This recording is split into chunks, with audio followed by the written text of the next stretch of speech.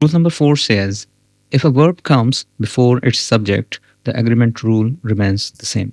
यानी verb बाज़ दफ़ा सेंटेंस में सब्जेक्ट से पहले आ जाता है. तो सब्जेक्ट पहले आता हो या बाद आता हो, दोनों कंडीशंस में जो हमारा बेसिक रूल है एग्रीमेंट वाला वो सेम रहेगा. यहाँ कुछ सेंटेंसेस हैं, इनको हम देखते हैं, इससे ये चीज़ आपको क्लियर हो जाएगी. For example the first sentence is, here are the papers you requested.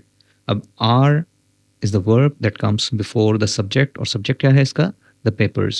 और ये plural है तो लिहाजा हम इसको are लेंगे, is नहीं लेंगे. So here are the papers you requested.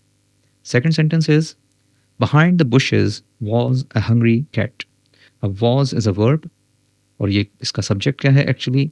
A hungry cat. Next sentence is, there have been serious issues lately. Have been verb और इसका जो सब्जेक्ट है वो है सीरियस इश्यूज. सो प्लूरल सब्जेक्ट प्लूरल वर्ब, इसको हम हैज़ बीन नहीं कर सकते. Next is, little do people care about such issues. इस सेंटेंस में हम देखेंगे कि यहाँ हमारे पास दो वर्ब्स हैं, डू और केयर. अच्छा, डू और केयर में से ज़ाहिर है एक वर्ब जो मैन है वो केयर है और डू इसका ऑक्सिलरी वर्ब है, प्रेजेंट सिंपल से है. So little do people care about such issues, तो यहाँ पर हम डू और डज में से अगर चॉइस होगी तो हमने डू लेना है जो कि यहाँ लिया गया है. उसका रीज़न पीपल इसका सब्जेक्ट है जो कि प्लूरल है. अच्छा, ये जो सेंटेंस है और जो लास्ट वाला सेंटेंस है, ये दोनों सेंटेंसेस बेसिकली इन पर एक रूल अप्लाई होता है जो कहलाता है सेंटेंस इन्वर्जन.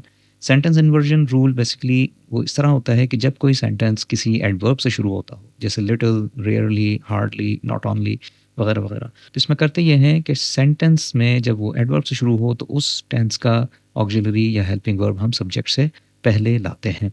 तो लिहाजा ये दोनों लास्ट के जो सेंटेंसेस हैं ये भी इन्वर्टेड सेंटेंसेस हैं और दोनों में सब्जेक्ट की मुनासिबत से, सिंगुलर में सिंगुलर की मुनासिबत से और प्लूरल में प्लूरल के मुताबिक हमने इनके हेल्पिंग वर्ब्स या ऑक्सिलरी वर्ब्स लिए हैं. क्लियर? और लास्ट सेंटेंस भी इसी तरह से, rarely does he arrive late. So do और डज में से हमने यहाँ चॉइस लेनी है डज. क्यों? क्योंकि हमारा जो सब्जेक्ट है वो ही थर्ड पर्सन सिंगुलर है.